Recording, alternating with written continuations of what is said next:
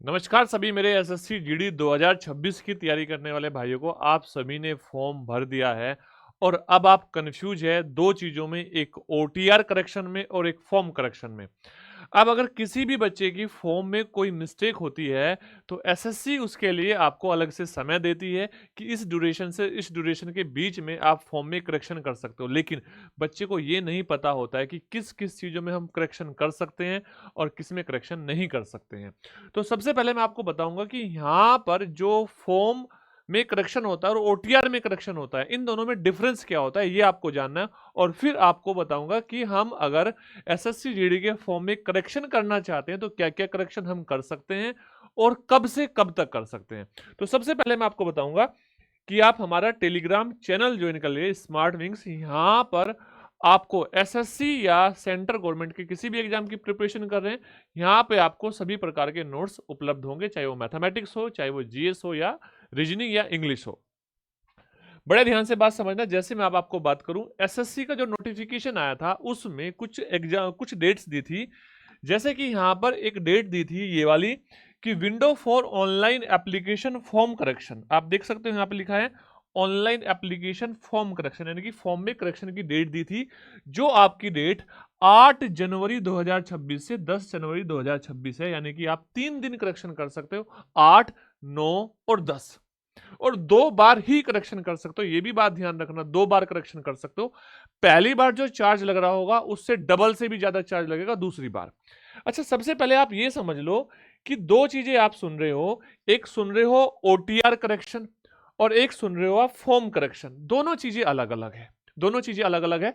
सबसे पहले मैं आपको बताऊं, जो ओटीआर होता है ना, ओटीआर ओटीआर होता है एसएससी, जब भी कोई बच्चा पहली बार एसएससी का फॉर्म भरना चाहता है तो सबसे पहले उसको ओटीआर यानी कि वन टाइम रजिस्ट्रेशन करना होता है।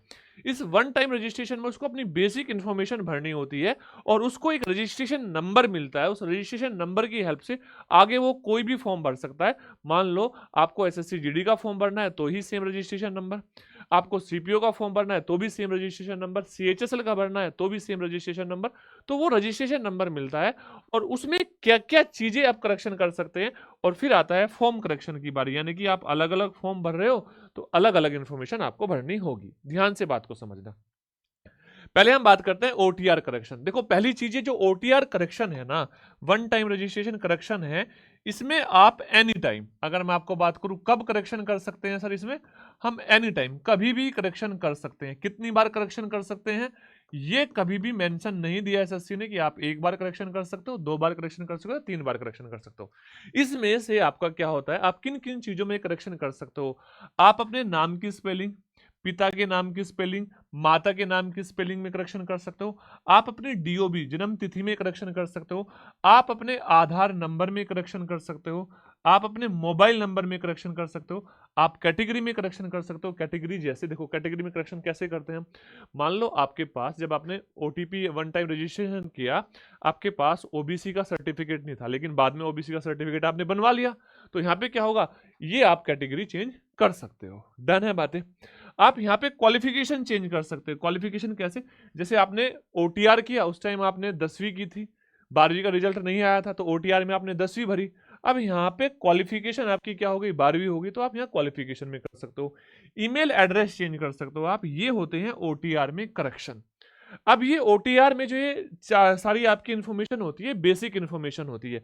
और जैसे ही आप रजिस्ट्रेशन नंबर को फॉर्म अप्लाई करते टाइम भरते हो तो ये ऑटोमेटिकली फिल हो जाती है, ये सारी की सारी इंफॉर्मेशन।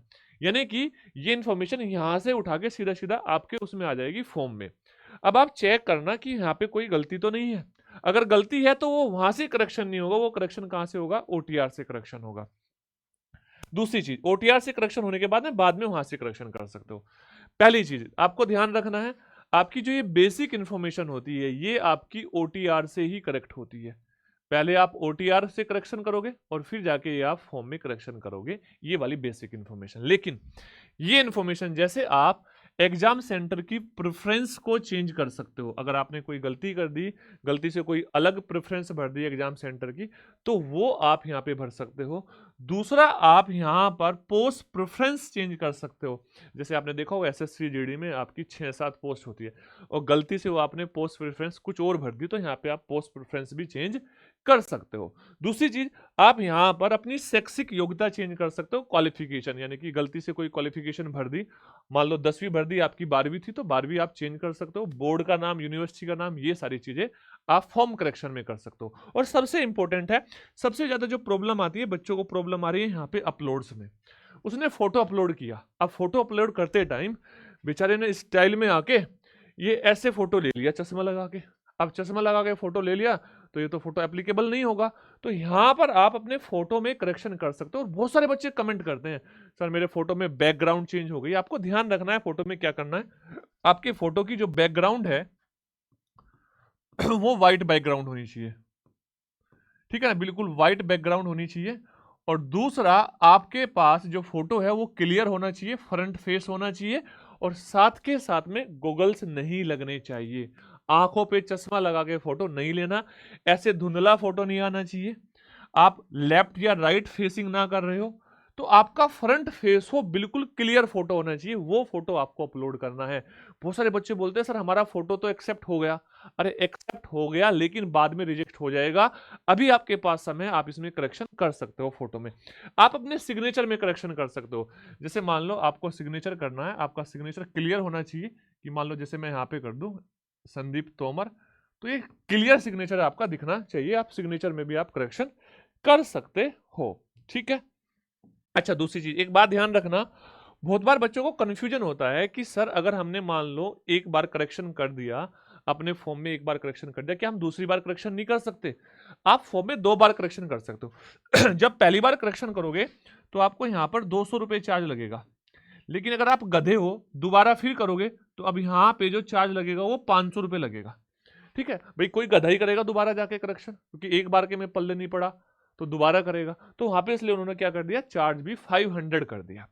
तो ये बात आप ध्यान रखना। अगर आप यहाँ पर एसएससी जीडी के किसी भी एग्जाम की तैयारी कर रहे हैं तो हमारा एक प्लेटफॉर्म है स्मार्ट विंग्स के नाम से, यहाँ पर आपको एसएससी जीडी का free of cost free batch, बिल्कुल फ्री बैच है, जिसका कोई चार्ज नहीं है और कंप्लीट बैच है, ये आपको बिल्कुल फ्री कराया जा रहा है।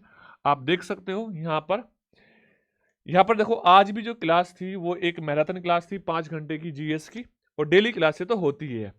देखो अगर मैं यहाँ पर बताऊँ, आप प्लेलिस्ट में चेक करोगे कि क्लासें कहाँ हैं, आप देखोगे प्लेलिस्ट में जाकर, आप यहाँ पे देखो मैराथन में, एक तो मैराथन मिलेगी इनकी, किसकी, चाहे तो वो जीएस की हो चाहे वो मैथमेटिक्स की हो, मैराथन मिलेगी। दूसरा, उनके सब्जेक्ट वाइज, ये मैथ्स का हुआ, ये आपका रीजनिंग का हुआ, ये आपका हिंदी का हुआ, और ये आपका क्या हुआ, जीएस का हुआ, ठीक है।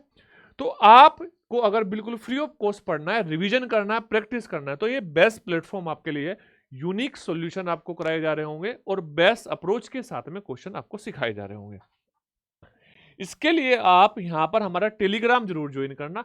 टेलीग्राम क्यों ज्वाइन करना, देखना, आप देखो स्मार्ट विंग्स के नाम से टेलीग्राम है, 10,000 के आसपास इस पे सब्सक्राइबर है, और आप देखोगे यहाँ पे CHSL 2025 की ये कंप्लीट ज्योग्राफी के क्वेश्चन हमने डाल दिए टॉपिक वाइज।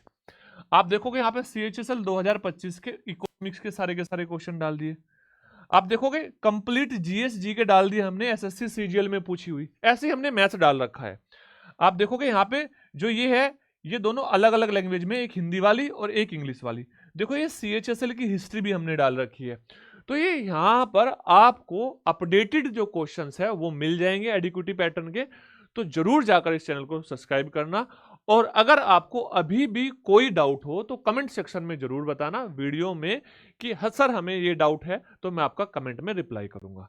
तो मिलते हैं नेक्स्ट ऐसी ही बेहतरीन वीडियो के साथ। जय हिंद, जय भारत।